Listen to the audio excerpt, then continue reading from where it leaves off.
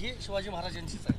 पांडुरंग बलकवडे हे जेम्स लेनचं पुस्तक आलं आणि त्याच्यामध्ये जेव्हा मातृत्व आणि पितृत्वाविषयी शंका व्यक्त केली तेव्हा ते त्यांच्या बाजूने होते. पांडुरंग बलकवडेंबद्दल मला काय सांगू नका. मी 2000 सालापासून या लढाया लढतोय.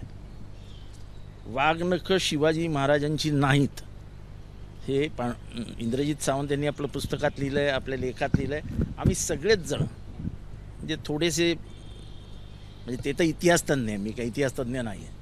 नाही विषयावर बोलतो. आम्ही पहिल्यापासून सांगत होतो ही वाघनखं जी अल्बर्ट म्युझियममध्ये आहेत ती काही वाघनखं शिवाजी महाराजांची नाही. पण हे सरकार इतक्या अट्टहासाला पोचलं होतं कारण का हा महाराष्ट्राच्या दृष्टीने भावनिक मुद्दा आहे की आम्ही वाघनखं परत आणलीत. त्यांनी काय केलं असतं, ही वाघनखं घेतली असती, ती एका अशा सोन्याच्या ताटात ठेवली असती, मग प्रत्येक जिल्ह्यात तालुक्यात गावात त्याची पूजा, त्याचं स्वागत आणि मग महाराष्ट्रातलं वातावरण निवडणुकीच्या आधी बदलण्यासाठी याचा वापर केला असता. उपरवाले के घर में देर है अंधेर नाही. त्यांनीच पत्र पाठवलं इंद्रजित सावंतांना की ही वाघनखं शिवाजी महाराजांनी वापरली आहेत असा कुठलाही उल्लेख किंवा कुठलीही माहिती आमच्याकडे नाही. विषय संपवला. असं आहे की नाही यांनी कायम शिवाजी महाराजांचा वापरच केला मतांसाठी. शिवस्मारकाचं काय झालं, स्वतः प्रधानमंत्री काहीतरी 24-25 नद्यांचे पाणी घेऊन तिथे मग ते मिसळून वगैरे वगैरे घेऊन तिथे गेले, पूजा अर्चा केली. काय कुठे गेलं ते शिवस्मारक? आत्तापर्यंत 3000 कोटी रुपये खर्च झाला आहे. अजून एक असं इंच पण दिसत नाही काय झाल्याचं. कुठे गेलं? ह्यांना फक्त लोकांना येडं बनवायचं असतं. येडं हे वाघनखं हे मोठं उदाहरण आहे लोकांच्या भावनांची खेळ. शिवाजी महाराज हे आपल्या संवेदनांचा विषय आहे, आपल्या भावनांचा विषय आहे. यांनी महाराष्ट्राची माफी मागायला पाहिजे की आमची चुकी झाली, आम्ही करायला नको होतो.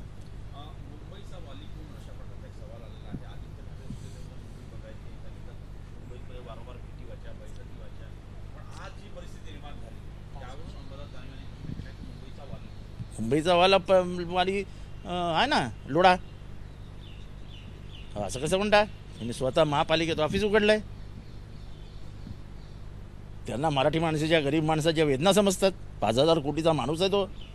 असं तुम्ही अपमान करू नका कोणाचा. त्याला प्रत्येक गरीब मराठी माणसाच्या वेदना समजतात. जो समुद्रकिनारी राहतो, जो झोपडपट्टीत राहतो, ज्याच्या घरात पाणी शिजतं, ते भलेही 52व्या मजल्यावर राहू द्या पण वरनं ते बघत असतात पाणी घुसताना.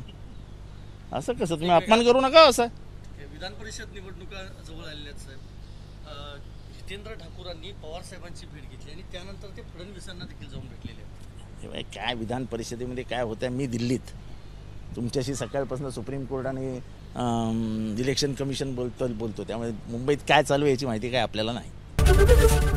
एबीपी माझा, उघडा डोळे बघा नीट.